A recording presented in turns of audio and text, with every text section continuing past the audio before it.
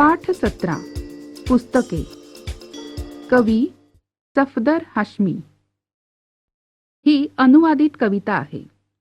अनुवादित म्हणजे मूळ ही दुसऱ्या भाषेमध्ये लिहिलेली होती आणि आता ती दुसऱ्या भाषेत म्हणजे मराठीमध्ये रूपांतरित केलेली आहे. या कवितेमध्ये पुस्तकं काय काय करतात हे कवींनी सांगितलंय. पुस्तकं सांगतात गोष्टी युगायुगांच्या.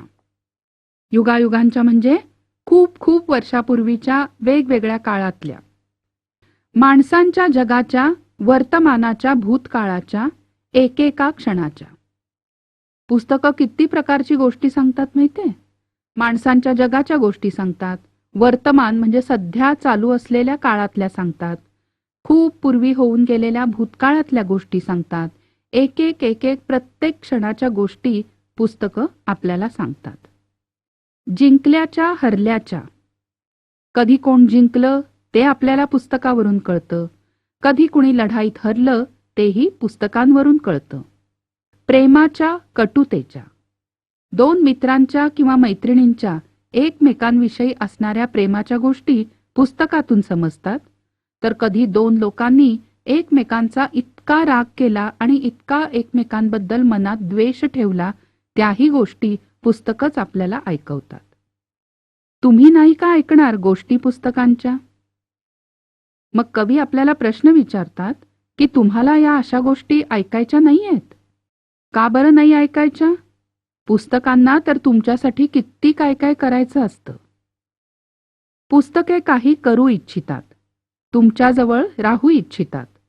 पुस्तकांची खूप इच्छा असते की आपण ह्या आपल्या आवडत्या मुलांबरोबर राहावं, या मुलांनी आपल्याला हातात घ्यावं, आपली पानं पलटावीत, त्यावर लिहिलेलं वाचावं आणि त्यापासून आनंद मिळवावा. पुस्तकात पाखरं चिवचिवतात, पुस्तकात आखरं सळसळतात. पुस्तकांमध्ये आपल्याला प्राण्यांच्या, व्यक्तींच्या, माणसांच्या सगळ्यांच्या गोष्टी ऐकू येतात.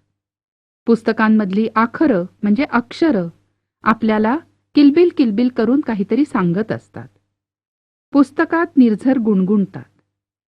छान अशा वातावरणामध्ये पुस्तकं आपल्याला घेऊन जातात. पुस्तकं परीकथा ऐकवतात.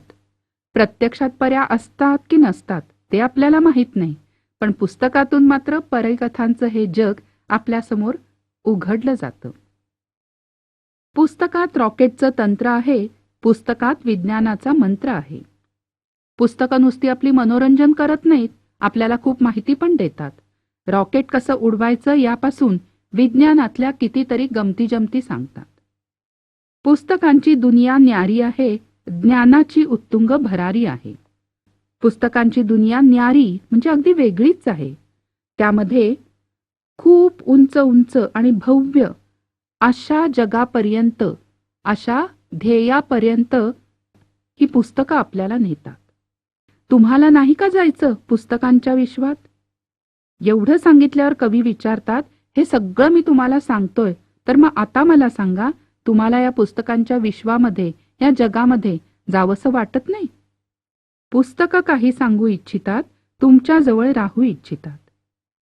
मुलांनो, पुस्तकांना तुमच्याजवळ राहायला खूप आवडतं आणि म्हणून तुम्ही पण त्यांच्या या इच्छेला मान द्या आणि पुस्तकं नेहमी स्वतःजवळ ठेवा, म्हणजेच पुस्तकांचं नियमित वाचन करा. मुलांनो, पुस्तकं म्हणजे तुमची फक्त अभ्यासक्रमाची पुस्तकं नव्हेत, तर इतर कुठली तरी पुस्तकं तुम्ही नियमितपणे वाचली पाहिजेत. आजकाल छापलेली पुस्तकं तर उपलब्ध आहेतच, परंतु संगणकावरही आपल्याला पुस्तक बघायला मिळतं. याला म्हणायचं ई पुस्तक.